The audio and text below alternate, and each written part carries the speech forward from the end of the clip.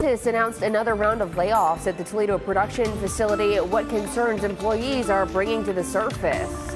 And a dominant figure in Toledo politics finds herself in a battle for her congressional seat, where the race stands and what both candidates are saying. We're looking at more bright, dry, and mild weather. In fact, Thursday, Friday, and into Saturday, all right around 60 degrees. How long can this mild November weather last? I'll preview that in my 10-day forecast coming up. Kaylee. Welcome into WTOL 11 News on Plus. I'm Kaylee Maritet. Thanks for joining us on this Wednesday, the day after Election Day. Let's take a look at your top stories of the night.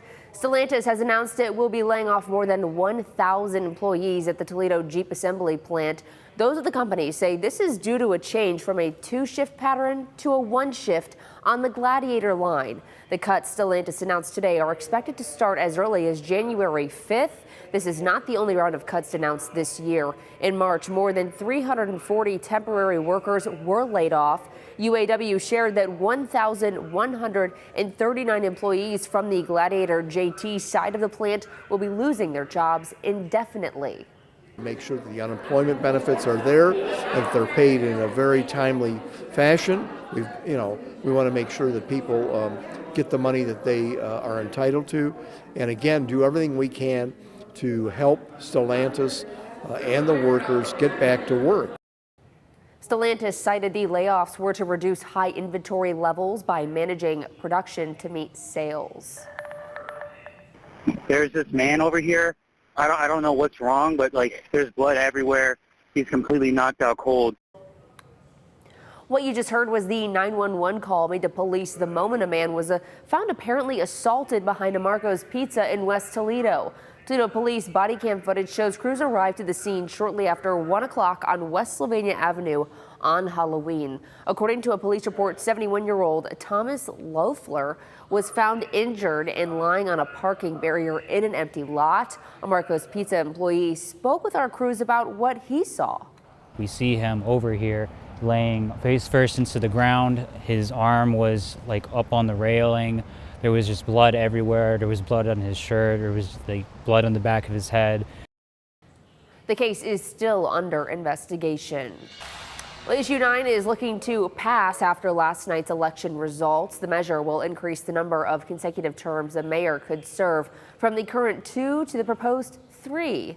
The term limit for mayor will now match the current term limit in place for members of Toledo City Council. Toledo Mayor Wade Kapsakavage says he will make a formal announcement later, but intends to run for a third and final term.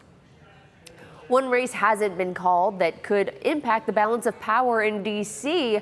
That's Ohio's District 9 race with incumbent Congresswoman Marcy Kaptur and Derek Merrin. 8 counties in the district are still waiting for absentee ballots to be returned.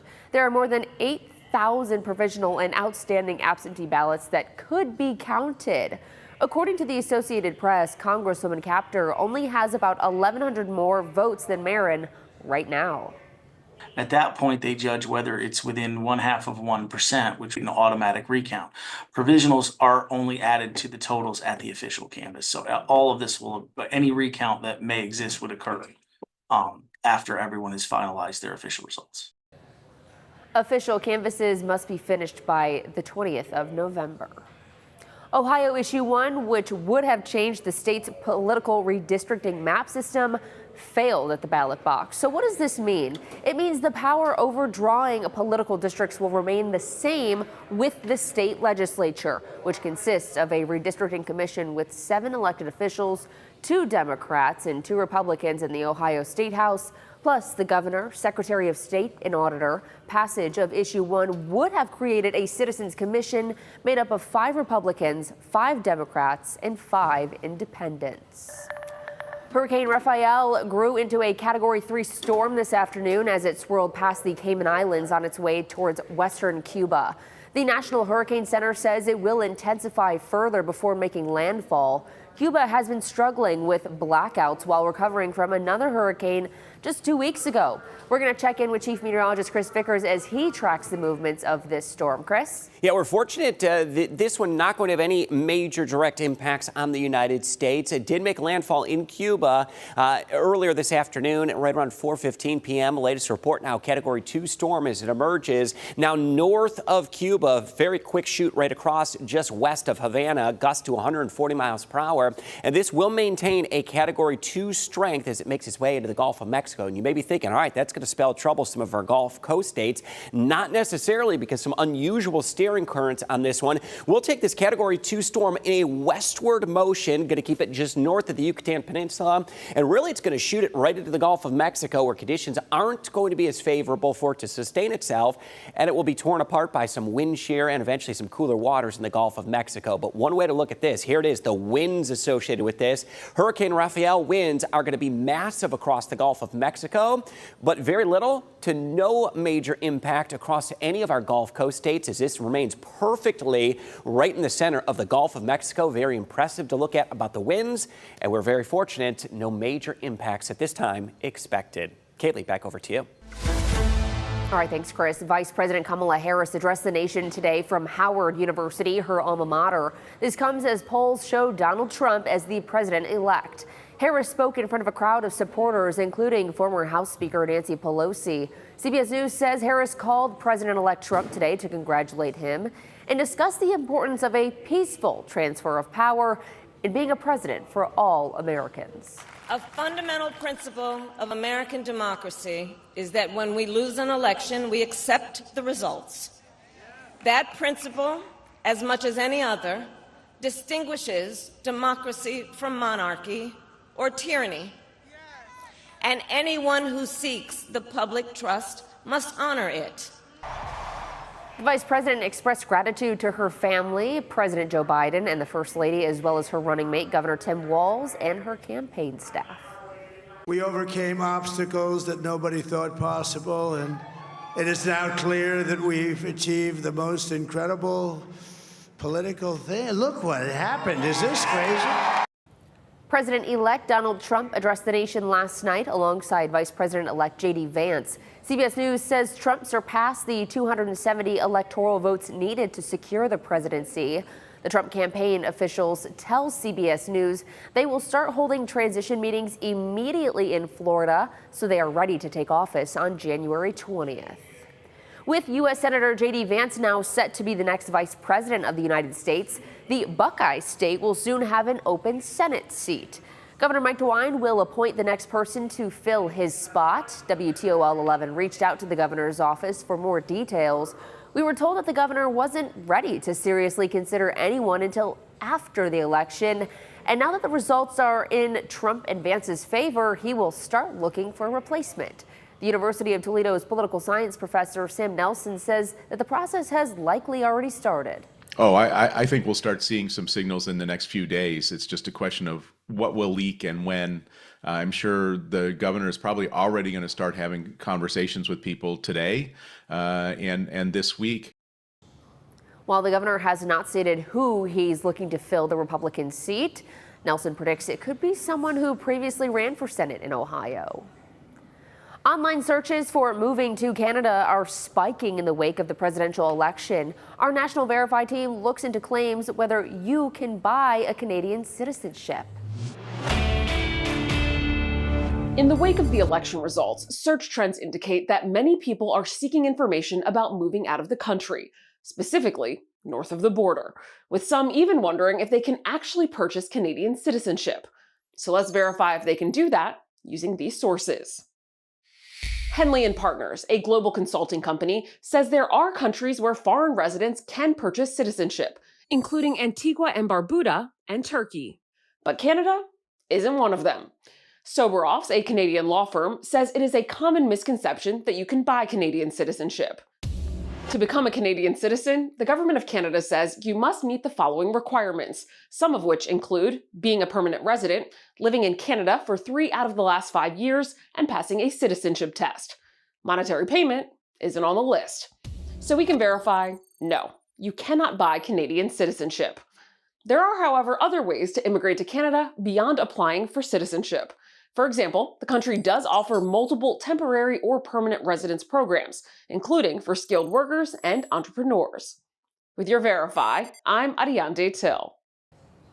Well, currently, Lucas County is at a 61.4% voter turnout. While there are more than 300,000 people registered to vote, fewer than 200,000 ballots were counted. Lucas County had the lowest turnout in Northwest Ohio. The Board of Elections for Lucas County, the Deputy Director, Tim Monaco, says while he can't speak on what makes people vote, he says these are unofficial results. Our absentee mail requests were down. We had, quite a bit less than we did in 2020 as well. In addition, we also have almost 5,000 more, I believe, voters than we did in 2020 registered. So even though the difference is probably about 10,000 votes in the unofficial canvass, it looks like a bigger percentage drop than it was from total votes. Monaco says he also noticed more Republican participation in this year's election compared to previous years. Voters also had the chance to decide on the future of funding for a few school districts. Both Toledo Public Schools and Tecumseh Public Schools had its levies passed last night, while Perrysburg and Findlay Schools' levies both failed. The superintendents say that as a result, cuts will be coming. Perrysburg says it will likely have to cut staff and programming, while Findlay is looking at staff cuts. The tools that we have available to us to do the things that we've done in the past are gone. And so I think people will just have to, understand that that's the way that things are moving forward. Anywhere from 70 to 80% of a school's operating budget is in people because we serve children. And so that is the fastest way to make up the first round of $5 million in cuts. Both districts will be going to their treasurers and boards of education to determine financially what happens next. If you miss any election results from last night, we have you covered. All you have to do is text the word VOTE to 419-248-1100. We will send you all the results right to your phone. Chris?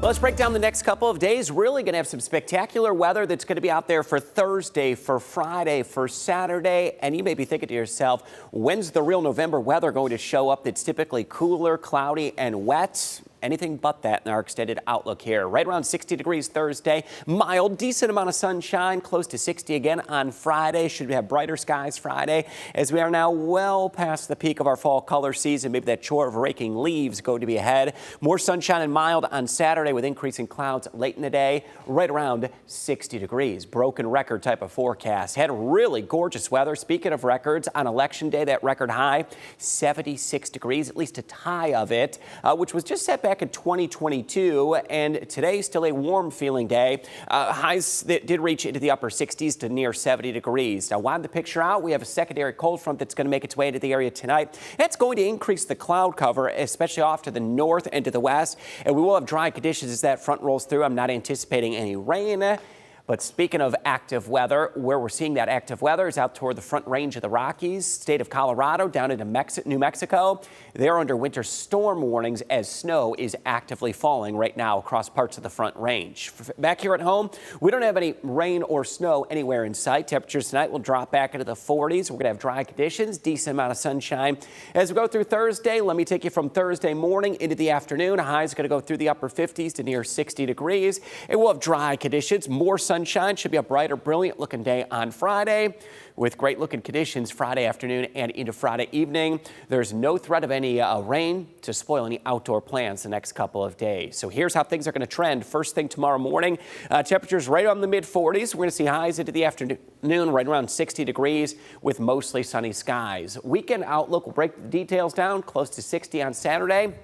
Mid-60s as we go into Sunday, and the chance of rain, it is going to be back toward the end of the weekend, late Saturday night and into Sunday. So that will be our next chance of rain.